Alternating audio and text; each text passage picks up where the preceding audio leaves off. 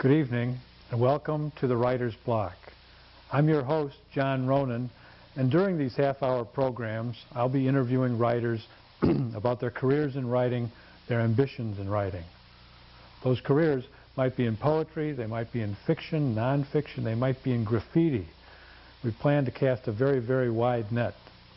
We'll be sharing information here on the Writer's Block, but we hope to have a good time doing it as well. The show will be relaxed and it will be varied. In fact, we're open to comments and suggestions. If you'd like to make a comment or if you'd like to be on the Writer's Block, watch for our address at the end of the program. Tonight's guest is Jackie Bigford. Jackie is an editor and writer who began her career teaching others how to write. She taught in elementary and junior high schools in Rhode Island and Maryland for 12 years. She moved to Gloucester in 1984 and worked for the Essex County newspapers as an editor for 4 years. She had a daughter in 1988, Charlotte, and since then has found it more convenient to work at home as a freelance editor and writer. She's worked for such companies as Houghton Mifflin, Chrysler, Arthur D. Little, and MIT. She's also written features for many Massachusetts magazines. Why don't we go over and talk to Jackie now? Hi, Jackie. Thanks for being here. I appreciate the time. I'm always interested in how writers and editors get to the careers that they've gotten to. You didn't probably want to be a freelance feature writer or editor when you were 5. But I'd like to know about the career in graffiti while we're talking. The what? The career in graffiti you were talking about. We haven't gotten a graffiti yet, but we're still looking. Looking back on it, seems now to have been a natural progression from teaching to writing. No, you don't think at 5 that you want to be an editor or a writer, but I was sort of leaned toward that growing up, but you don't know quite what to do with it. You're not bestowed a degree as a writer. You don't come by it genetically. You just you do the best you can. So I became a teacher because I love to read and I love to write and I love to talk. You taught English? I taught all subjects to 5th, 6th, and 7th graders. So, but I always had in the back of my mind that I wanted to do something else, but I wasn't. Once you start teaching, it's hard to leave. And then I met someone who had just retired from the CIA and wanted to write about it, and asked me to edit his book, chapter by chapter. And it was really bad. It was really bad, and I didn't know what to do, and he was convinced it was wonderful. So I started taking editing and writing courses at Georgetown University because I was living in Washington at the time. And I took these courses as I was editing this book, and that was my first job, was editing this horrible book. How did it turn out? It was better edited than written. I don't know, because I moved here before it was published. He then was going to send it to an agent, but you haven't seen it on the bestseller list? No, and I probably wouldn't want my name anywhere on it. I just met an ex-CIA agent who retired in 1988. I didn't ask him if he has a book in mind. No, okay, I won't. Was your academic background in English? Were you an English major or an education major? An education major, yes, and an English minor. And when I moved here, actually, from Washington, I decided that I would pursue editing instead of teaching. And there wasn't too much around here except for Essex County newspapers and Coastal Journal magazine. So I got a job at both of them. You were the editor of North Shore magazine? I started out at Essex County newspapers as the production editor, and which was a good place to start because I had been a teacher. I hadn't been an editor or a writer. I had never, my only experience with newspapers really was reading them, daily. But I think a lot of writers somehow find a mentor, someone who's willing to give them their first, break. And that person for me was Peter Watson, who is general manager of the Essex County newspapers. And so he needed someone who had a general background for this particular job and he knew I could spell, and he knew I could, that I was organized, and that's pretty much what he needed at the time. And so I started out as production editor, doing a little bit of everything at the Beverly Times for the group of newspapers which is put together at the Beverly Times. And that led to other jobs there. Once I had been there for a while, I became Wire editor, and then Suburban editor, and then a North Shore magazine editor. The Essex County newspapers, just for our far-flung audience, are the Beverly Times, the Gloucester Times, the Peabody Times, and the Daily News of Newburyport. Daily News of Newburyport. And North Shore magazine is a Saturday supplement, one of the few. Thursday, comes out on Thursday. Thursday, right. that's right. One of the few magazines left in the country. I think they're shrinking very, very quickly. Yeah. So you were an English major, English minor. Right. So you always had English somewhere in the background, as prominent. When did you start thinking about changing careers to editing and to writing as well? People started asking me to look over things like their thesis or their, I don't know, like the man from the CIA. They sort of tapped into the fact that I, was interested, that I read a lot, or that I was opinionated about things like that. And so people started having me do things like that, and I really enjoyed it. And I thought, well, this really would be something I'd like to do full time, but I didn't know really how to go about doing that until I moved here. And then, working for the newspaper meant that I had to wear many hats. I had to manage a staff of reporters. I had to write, a lot. I had to learn how to work with photographers and how to lay out pages, and how to cover breaking news, which had to do with politics or crime or whatever. And so it was sort of trial by fire. And at the same time was doing fun things like restaurant reviews and plays, and so it was, I kept very busy and sort of did as many things, which is the fun of working for a small newspaper, because you have to do all those things, Yeah, there's Big no choice, right. no staff for the theater reviews, or Exactly. staff for the theater or restaurant reviews. Exactly. How's your stomach? I can imagine doing too many restaurant reviews on the North Shore. All of a sudden have lots of friends who want to come with you. Yeah, I'll bet. But, we haven't had an editor on before. We've had many writers who talk about working with editors, so it's a good chance for us to find out about the flip side. What's an editor look for when say a piece of freelance journalism, or fiction, I guess we could generalize it. What's an editor look for at the most basic kind of level when material comes in? Well, first of all, in a newspaper, that's not, you're working on deadline, and your reporters know what it is you want, and there's pretty much a formula there. But when I first moved here, I also was the editor of Coastal Journal magazine, which started out as Gloucester magazine, and would get all kinds of submissions, unsolicited. And what I was looking for was writing where people knew what they were talking about. Like, some people will just decide they'll write and they'll just send you anything about anything because that's what they want to do. But some people will actually sit and write about what they know, or someplace that they have been, and that always seems to be, the best thing. Authenticity. So how does that come across? If there are writers out there dreaming of sending an editor something they're working on, how do they put authenticity in? Like, you get a stamp or rubber stamp that says this is authentic. I don't know, because I think editors look for different things. I think that sincerity is something that you can't really. As you're reading along, you can tell if the writing is stilted. Usually you look for somebody to write feature stories the way they talk. The down-to-earth vocabulary. Right. To write the way you talk. And also, another thing that I think is really important is to make the beginning wonderful. It's sort of a promise, that you have to deliver on, and so you have to get into the story right away. And too many people, too many writers, I think, or beginning writers who are sending out unsolicited manuscripts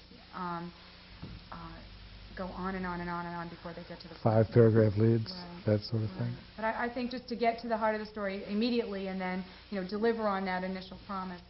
And again, we're talking about short magazine pieces. I mean, certainly professional writers know what it is they're looking for, and so they send their manuscripts to specific publications. Mm-hmm. But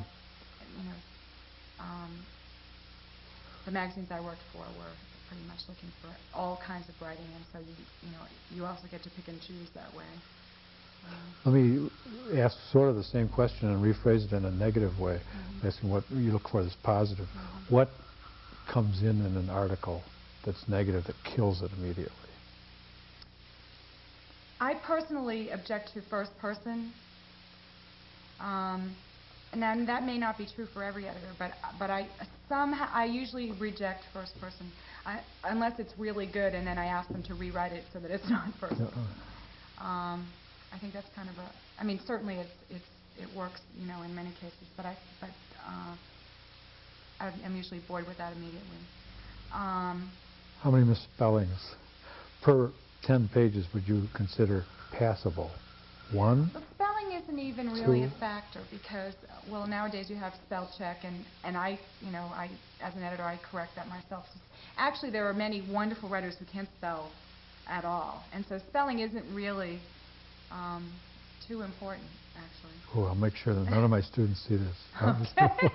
But the subject always has to agree with the verb. That's crucial. And double negatives are bad. Still out.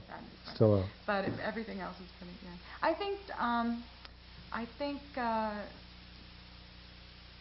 think the important thing for writers is not to write for an editor.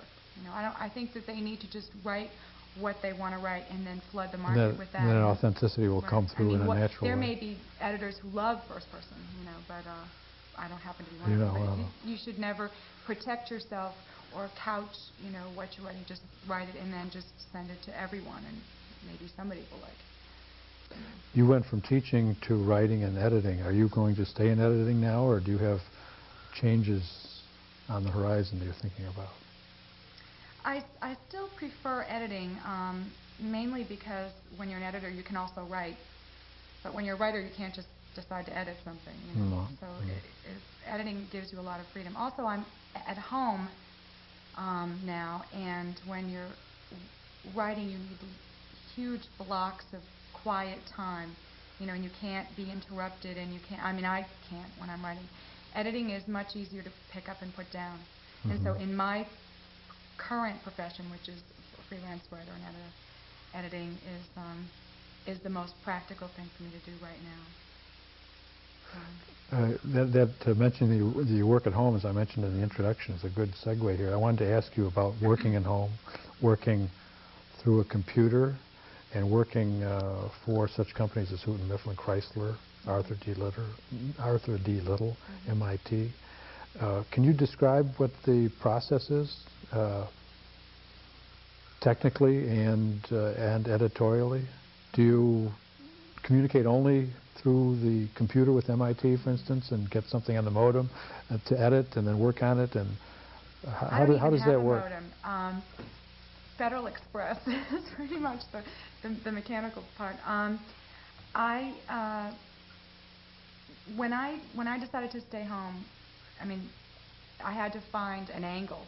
I mean, there are lots of freelance editors and writers, and one of the things that I decided to promise, or that my angle was quick turnaround. And so what I do is I start working on something as soon as they give it to me, even if it means that I don't sleep that night. So what happens is, as soon as usually I will go to the company and I will meet with the writer or the manager of whatever department it is, and they will tell me what it is they need, and then I will go home and wait for it to arrive or whatever, and I'll get started on it immediately, and then usually work on it for a week or so, and then call up that person or meet with them again and make sure that that's what it is they wanted to do. For example, one thing that I did was I was given Governor Dukakis's position paper on education that he used during the campaign. And the state of Massachusetts wanted to then use that position paper to, they wanted to publish it to show the way that Massachusetts had implemented its education programs during the Dukakis administration. And so they had, they needed that pretty quickly, and that was mostly rewriting. It wasn't, so I was able to tell them that I could probably have it done in, 2 weeks or whatever. And what size of document was that? It was about 30 pages. So a fast turnaround is a week to 2 weeks in your field? That was rewriting. Editing, sometimes they want something overnight. Again, a lot of the companies that I work for have editors on site, and so they need a freelancer because they're swamped and it's and they need it now. Now, and so when they pick up the phone and they call me, they're really desperate to get this thing done. How often do you get manuscripts that are supposedly need only light editing, and you find out that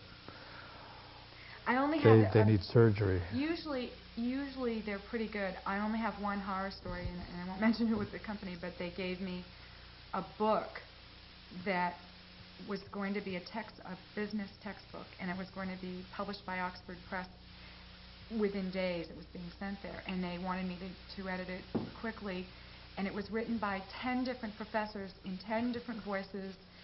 Some were active, some were passive, some used past tense, some used present tense, and they wanted it to sound like one book, that one person had written it, and so I had to tell them that you can pick one of these. I can change all the passive to active, I can change, I can fix the spelling, but that was an impossible job for, anyone to do. Most of the time, it's pretty clean. Do you find that companies who are out there in the business world, like Chrysler and Little, send you cleaner work, more ready to edit, ready to move type of work? Yes, a lot of their things are written by experts in their fields, but they're not necessarily writers. So what I get is heavily researched, but not written for the layperson. And that's where I come in. I have to take something that's written by, an engineer or a communications expert, and then if that, of course, it depends on who your audience is, but oftentimes they want to turn that around and make it a portfolio that they will send to their clients, and so it has to be written in such a way that, immediately, quickly legible. Yeah. I've had some reading experiences with university presses, and I'm sometimes appalled at how sloppily done these huge reputation universities have. I'm thinking of the University of California, Berkeley specifically. But I'm interviewing you. I won't go on too much. How did you find these jobs? Say Houghton Mifflin. Did you write to them, or you didn't call them up on the modem? No. What I did was I knew what my limitations were as far as I knew that I needed to be at home, that I couldn't work on site. I mean, if I could work on site, there are any number of places that I could have gone that need contract work. Want to be with Charlotte? Well, yes, I had to She's be. Yes. very young. Right, it was right after she was born, and she was a very easy baby to take care of, so I had lots of time. But so what I did was I wrote letters to everyone and said, this is what I can do, and this is how I can do it. If that's what you need, if it's okay with you that I work at home and I'll pick up things and deliver them, or I can do it any way you want. And so that way I wasn't wasting their time and they weren't wasting my time. And I heard from the people who knew that was what they wanted. And then do they have sort of a bullpen of available people out there, freelance writers and editors that they go to when their own in-house people are too busy? Is that how it works? You get in line, sort of? At the time, and this was 3 years ago, and things have changed a lot since then, but at the time, it was either they were swamped, their in-house editor was swamped, and they needed extra help on demand, or they were companies that had laid off their editors, and so were only hiring contract you know, when they really needed them. And then other company, I contacted, just for the heck of it, I contacted companies that were too small to have, to be able to afford a full-time permanent editor, but they needed one. A lot of young computer companies and whatnot that were putting out documentation. This area is full of those. Many. And I read some of them, and they were appalling. I mean, just appalling. And I would write to them and say, "You need an editor." Were they responsive to that? Yes, they were. They were. You know, and most of those companies I'm still, you know, I still have, you know, contact with. Although, as I said, things are different now. I mean, the economy is such that a lot of computer companies are having their writers, you know, they'll lay off an editor and they'll have writers edit each other, you know, whenever possible. Arthur D. Little, I mean, the people who work there are, you know, maybe not you know, writers per se, but they certainly can edit each other's work and give constructive criticism. So more and more that's happening. Is that process that you described what you might recommend to somebody who wanted to get into editing? I don't mean to create competition here, but trying to gear it to people who are thinking of writing careers. What I'm specifically thinking of, would you recommend just going and writing letters and saying, "I'm available anytime," when you're in a bind? Absolutely, absolutely. There are also companies that act as middlemen. You know, they have the editorial consulting companies that you can call, and usually you take a test and you tell them what kinds of things you can do, whether you just want to proofread or whether you want to edit technical manuals or whatever. And companies contact them, and they contact you, and they keep part of the commission. But I didn't do that, but that seems to work for a lot of people. So these are editor agents, essentially. I found mostly for me it was word of mouth. A couple of companies that I worked for would, you know, they'd know someone who needed an editor, or they'd ask, and so they'd give them my name, and so I used to get phone calls out of the blue from people I had never contacted. In fact, I would say most of them happen that way. You know, especially for consulting companies that dabble in so many different fields, and they know people who've written books. I mean, I've done a couple of, I've had a couple of jobs where I had to turn someone's doctoral thesis into a textbook. You know, so that was mostly rewriting. And that wasn't a fast turnaround, was it? No, no, that wasn't. No, but what was the subject? The one I'm thinking of was psychoanalysis. Did you have to go back and review some textbooks, some other textbooks? I didn't go back and review my life. No, I think an editor has to be that flexible. I mean, you just pretty much have to know in a situation like that who your audience is. I mean, I knew that this person happened to be a brilliant psychoanalyst and with a very successful practice, but that didn't mean that she could necessarily write a book for some. She wanted it to be a commercial.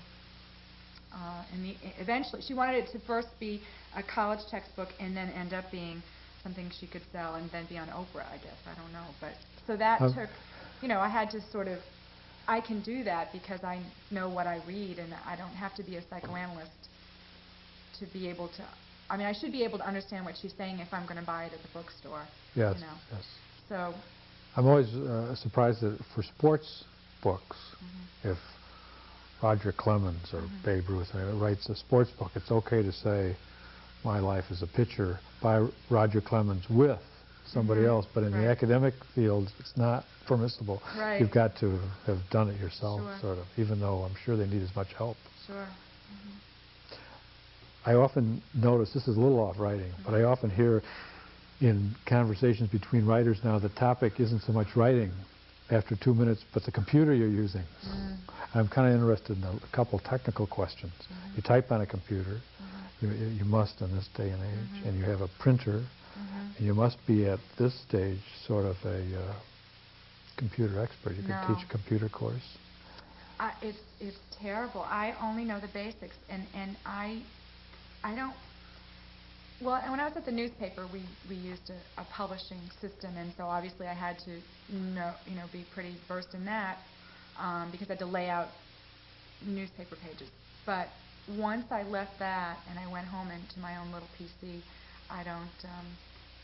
I only know the basics, really, and I have to look up how to put things in bold all the time. And I actually worked for a computer company for almost a year and had to edit their documentation. But again, when you're editing for the layperson. I mean, I was editing documentation for people who opened the crate and found this book and had to sit down and not know what they were reading and be able to do it using that documentation. So I didn't need to know anything about computers. I just needed to know what questions to ask, as I was reading the book. That's reassuring because that's the only thing I know are the basics too, and I pick up one fact a month. That's all I do. That's the pace.